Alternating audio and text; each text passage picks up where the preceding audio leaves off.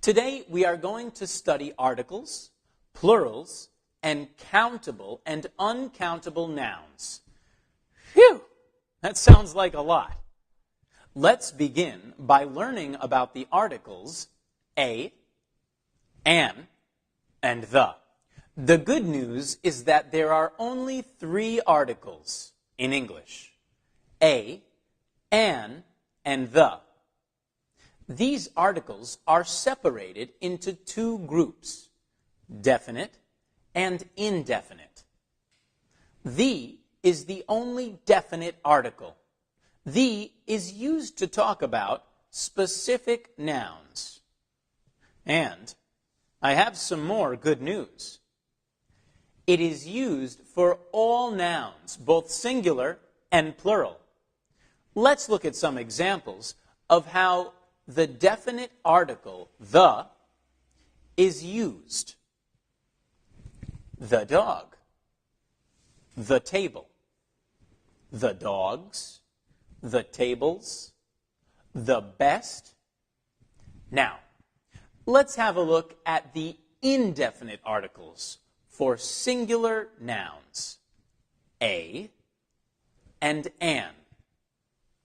They are used when talking about nouns in a general sense. Look at these examples. A boy, a girl, an elephant. Notice that a is used before nouns that begin with a consonant, and an is used before nouns that begin with a vowel. Now, let's have a look at the determiners we use for plural and uncountable nouns, some and any. They can be used with plural and uncountable nouns.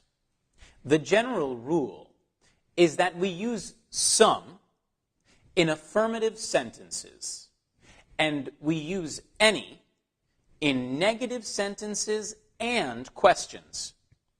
You will study this in more detail in Unit 27, but for now, let's look at some examples. Some boys, some girls, any boys, not any boys. Now, let's look at plural nouns. A plural is a noun that tells you that there is more than one of something. Most plurals are formed by just adding an S to the singular. Look at these singular nouns: book, teacher, car.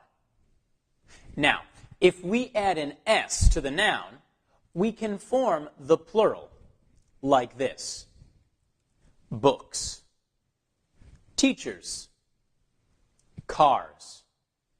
However, this is not always the case, and there are regular and irregular plurals. A plural is regular if it follows a rule. Let's look at the first rule to form regular plurals. When a noun ends in S, SH, CH, X, we add ES. Look at these examples.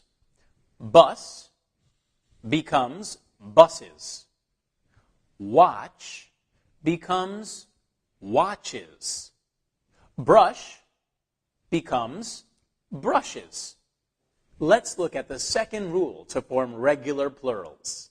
When a noun ends in a consonant plus Y, we take away the Y and add IES. Let's look at the words factory and strawberry. They both end with the consonant R and the letter Y.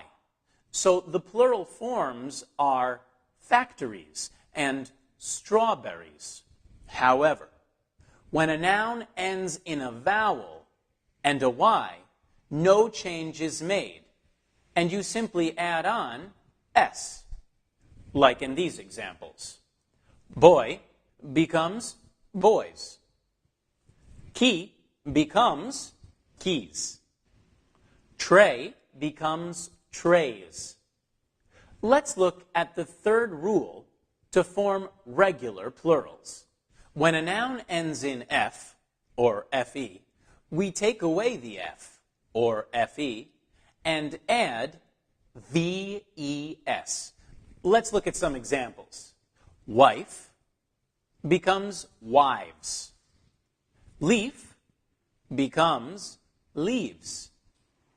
Shelf becomes shelves. Now that we have learned about regular plurals, let's take a look at irregular plurals.